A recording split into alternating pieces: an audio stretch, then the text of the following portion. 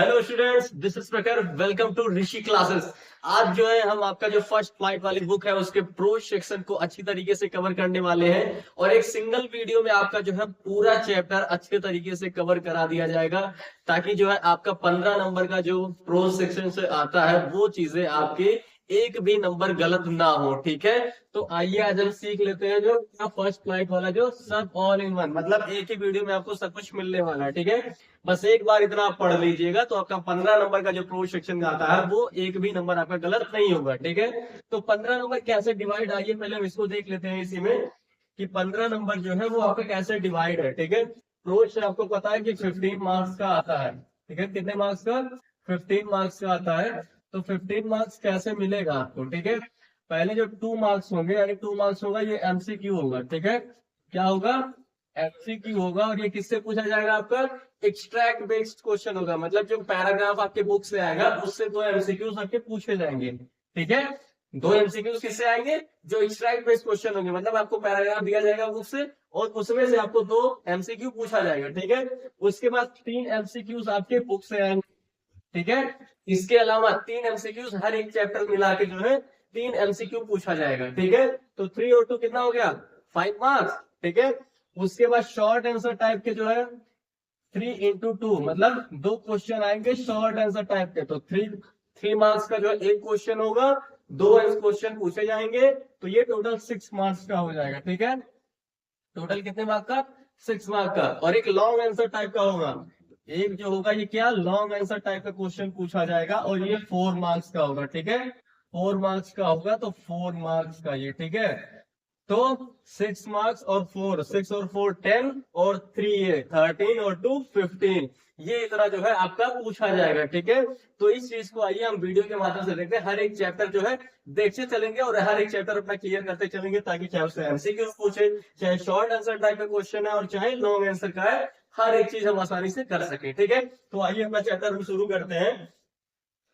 पहला चैप्टर है a letter to God. पहला चैप्टर क्या है? A letter to God. Chapter का नाम है अ लेटर टू गॉड। इसमें जो है मेन मेन पॉइंट्स क्या है उस चीज को हम अच्छे तरीके से डिस्कस करते हुए चलेंगे, ताकि जो है हमारा चैप्टर अच्छे तरीके से क्लियर होता रहे। ठीक है, क्या है पहले की पॉइंट्स देखिए, मुख्य बिंदु क्या है? लेंचोस फेथ इन गॉड। लेंचोस का जो भगवान में विश्वास था, पहले चैप्टर से महत्वपूर्ण लाइन यही है। ठीक है, लाइन देखते चलिए ताकि जो आपका क्वेश्चन आंसर हो वो आप इसी लाइन से लिखेंगे। ठीक है, तो देखते चलिए क्या लेंचोस फेथ इन गॉड, लेंचो का भगवान में विश्वास। ठीक है, उसके बाद क्या था वो? Lencho had unshakeable faith in God. ये सब वर्ड ये अंडरलाइन किया हुआ है, आपको पहले से दिख रहा है कि ये वर्ड इंपॉर्टेंट है।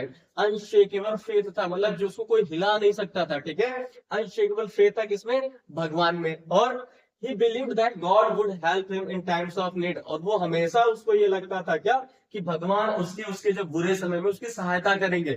ये लाइन हूबहू याद कर लीजिए आप। ठीक है, ये लाइन एकदम याद कर लीजिए कि आपको क्वेश्चन पूछा जाएगा कि लेंचो को जो है गॉड में फेथ था, कैसे कैसे था, तो आप ये लाइन लिख सकते हैं।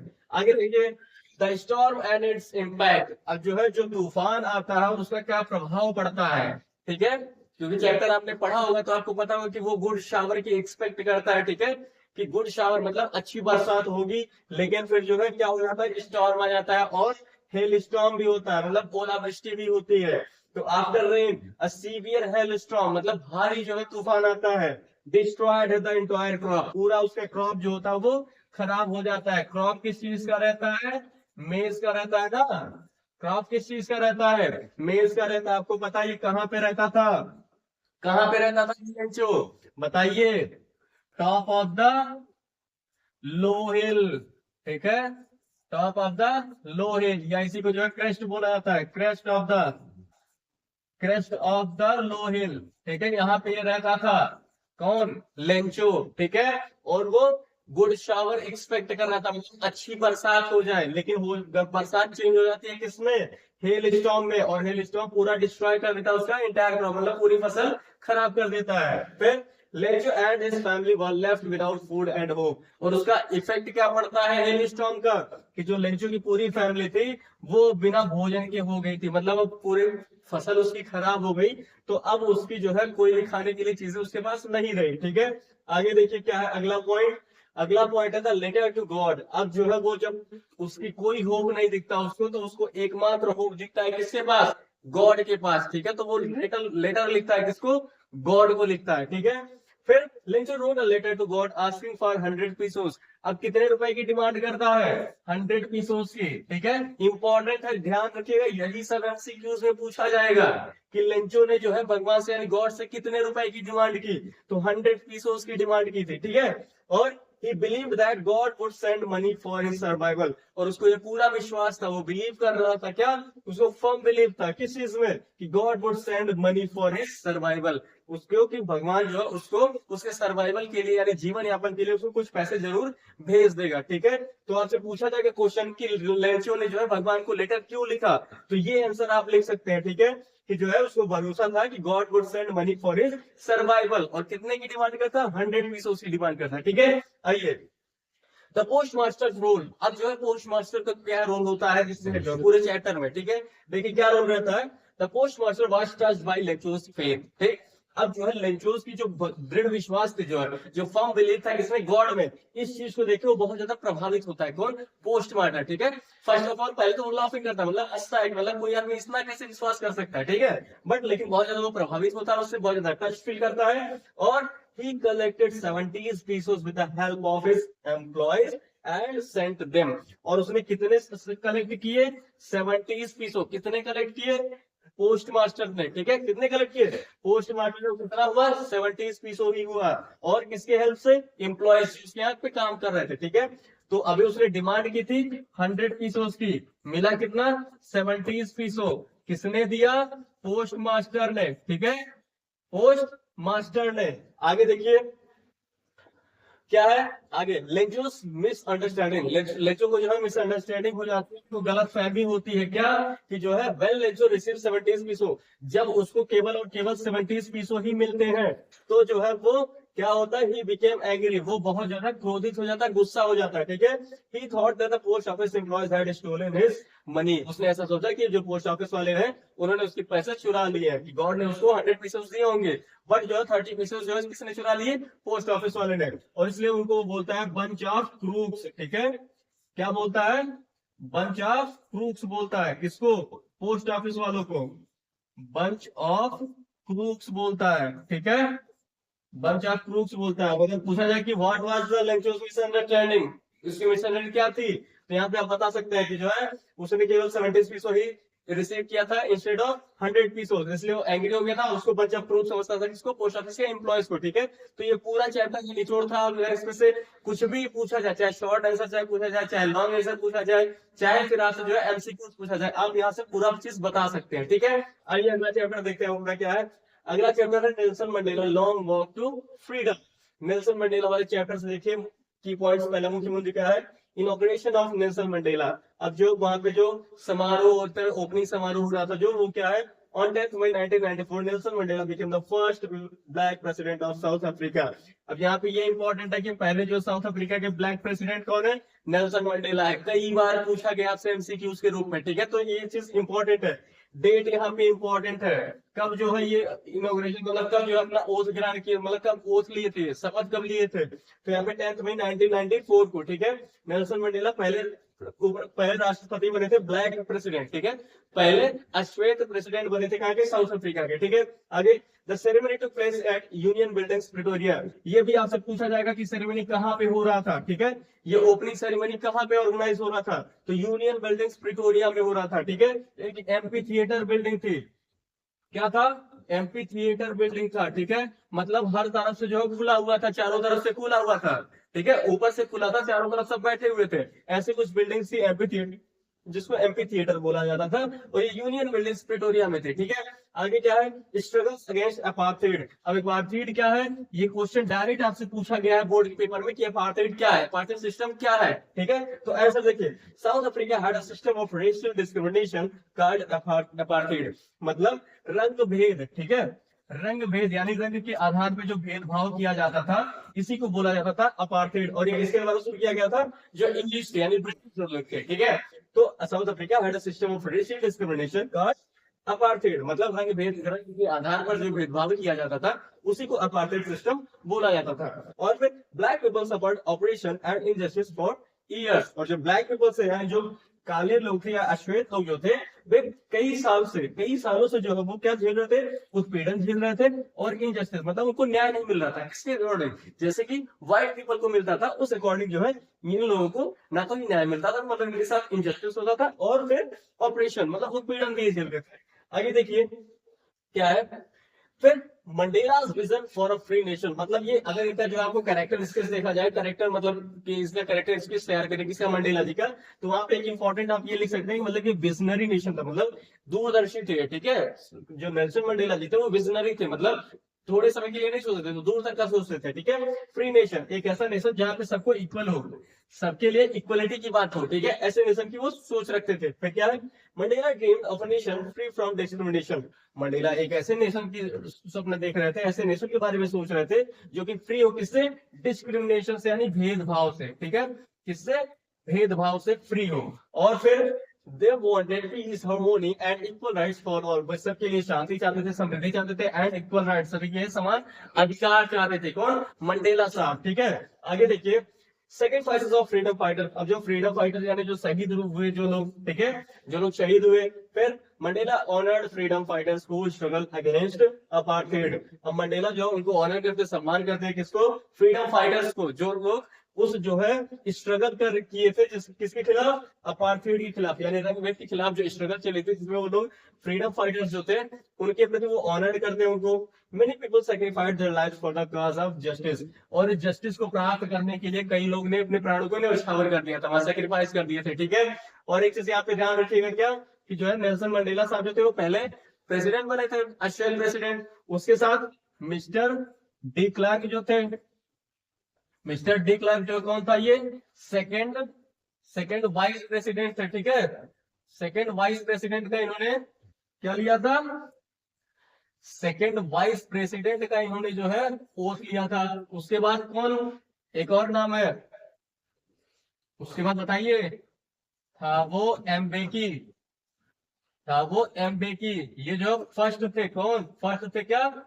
Vice president, first vice president थे। और इसके अलावा और कौन था, जेनानी, जेनानी कौन था, इनकी डॉटर थी। ये सब जो इकट्ठा हुए थे किसमें, किसमें इकट्ठा, ओपनिंग सेरेमनी में। ठीक है, आगे देखिए, आइए, फिर Nelson Mandela fought against apartheid in South Africa, इन्होंने किसके खिलाफ लड़ा, अपार्थाइड सिस्टम के खिलाफ लड़ा। ठीक है, he was imprisoned for 27 years of protesting against white supremacy, यहाँ पे 27 नहीं, आप यहाँ पे 30 करिएगा, क्योंकि एनसीईआरटी वाले बुक में आपके 30 दिया हुआ है। ठीक है, तो इन्हें 30 इयर्स का इम्प्रिजनमेंट यानी जेल हुआ था, किसके खिलाफ, जबकि व्हाइट के खिलाफ लड़ रहे थे। तो ऑन 10 मई 1994 हमने अभी पढ़ा कि फर्स्ट ब्लैक प्रेसिडेंट बने हुए थे। ठीक है, आगे इन organisation freedom, equality and unity, अपने स्पीच में इन्होंने फ्रीडम के बारे में बात की थी, इक्वलिटी के बारे में बात की थी और यूनिटी के बारे में बात की। ठीक है, उसके बाद he honored those sacrificed their life justice certificate Mandela believed operation harms both oppressor and oppressor, ये लाइन इंपॉर्टेंट है आपका, इसमें कई बार क्वेश्चन पूछा गया है शॉर्ट आंसर टाइप में भी और फिर एमसीक्यूज के रूप में भी। ठीक है,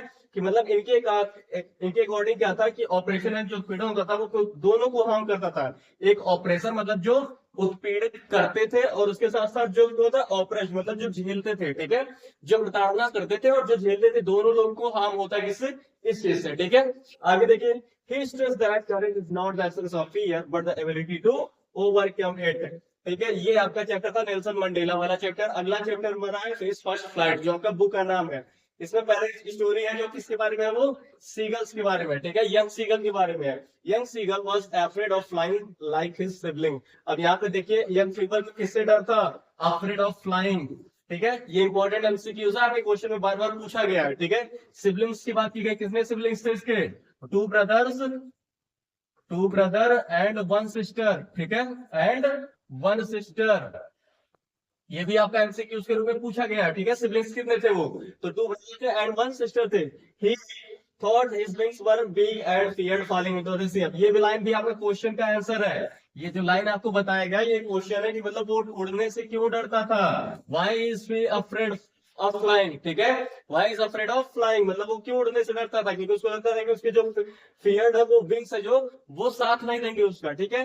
फिर आगे, his family scolded and encouraged him but he refused to fly, fear and self doubt kept him on the ledge. Ledge मतलब होता है जो चट्टान का बारीक किनारा होता है, वही में वो टिका रहता है, वो बाहर नहीं जाता क्योंकि उसको डर रहता है कि उसका फ्रेंड्स जो है उसका साथ नहीं देंगे, ठीक है। आगे, हंगर एज अ मोटिवेशन, अब भूख जो है उसकी एक प्रेरणा का काम करती है, जो भूख लगती है उसको उसका प्रेरणा का काम करती है, मोटिवेशन का काम करती है। कैसे? The family left him alone with the cliff to learn independence, family उसको वही क्लिफ पे यानी जो चट्टान होती है वहीं पे छोड़ के चली जाती है ताकि जो ये खुद से सीखे, ठीक है।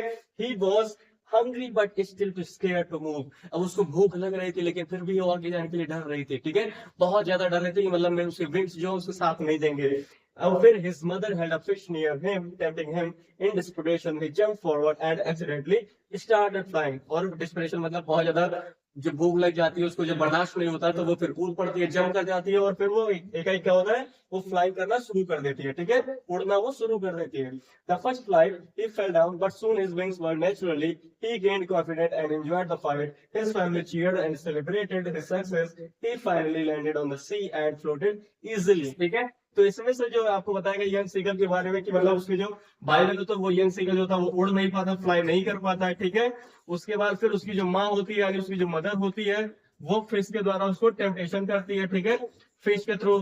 फिर वो जो है लालच में यानी फिर मोटिवेशन मिलता है, जब उसको हंगर यानी जब उसको बहुत ज्यादा भूख लगती है तो उसके बाद फिर वो मोटिवेशन का काम करता है उसके, ठीक है, उसके मोटिवेशन का काम करता है और वो एक्सीडेंटली जंप कर जाती है और तब फिर स्टार्टेड फ्लाई यानी उड़ना शुरू कर देती है, ठीक है। अगला जो स्टोरी इसमें क्या है वो है इस फर्स्ट फ्लाइट, ये देखिए दूसरा क्या है, narrator is flying a Dakota airplane from France to England. अब ये लाइन इंपॉर्टेंट है, ये चीज याद रखिएगा कि नरेटर जो है वो कहाँ से किस एरोप्लेन से जा रहे हैं और कहाँ से कहाँ जा रहे हैं, ठीक है। तो प्लेन का नाम डकोटा एयरप्लेन है और फ्रांस से इंग्लैंड जा रहे हैं, ठीक है। एमसीक्यू में बार बार ये चीज पूछा गया है आपसे, तो चीजें आप ध्यान से देखते चलिए। और फिर his dreams about having a big English breakfast, मतलब वो इंग्लैंड जाके वो ब्रेकफास्ट अपने फैमिली के साथ करना चाहते थे। फिर suddenly is dark storm clouds ahead, आगे उसने क्या देखा जो है, तो फिर डार्क स्टॉर्म क्लाउड्स, ये भी एमसीक्यूज में बार बार पूछा गया है, ठीक है। फिर आगे, instead of turning back he enters the storm and loses radio contact, अब पीछे मुड़ने की बजाय वो जो है कहाँ एंटर कर जाते हैं, उस तूफान में एंटर कर जाते हैं और रेडियो कांटेक्ट उनका खत्म हो जाता है, ठीक है। और फिर his compass radio and fuel system stop working, उनका सब कुछ जो है इंजन वगैरह होता है सब काम करना बंद कर देता है। Suddenly a mysterious black airplane appears and guided him, अचानक से क्या होता है, एक जो है मिस्टीरियस यानी जो रहस्यमयी ब्लैक कलर का एरोप्लेन जो होता है वो आता है और उसको गाइड करते हुए स्टॉर्म से बाहर निकाल ले जाता है, ठीक है।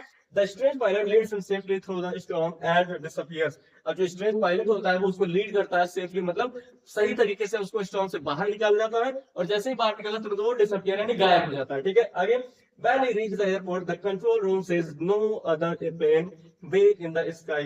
और जैसे वो एयरपोर्ट पहुंचता है ताकि उसको थैंक्स बोल सके उस जो है मिस्टीरियस एरोप्लेन को, बट उसको वहां पे जाके वो सरप्राइज हो जाता है कि उसको पता चलता है कि उसके अलावा कोई प्लेन वहां पे फ्लाई ही नहीं कर रहा था, ठीक है।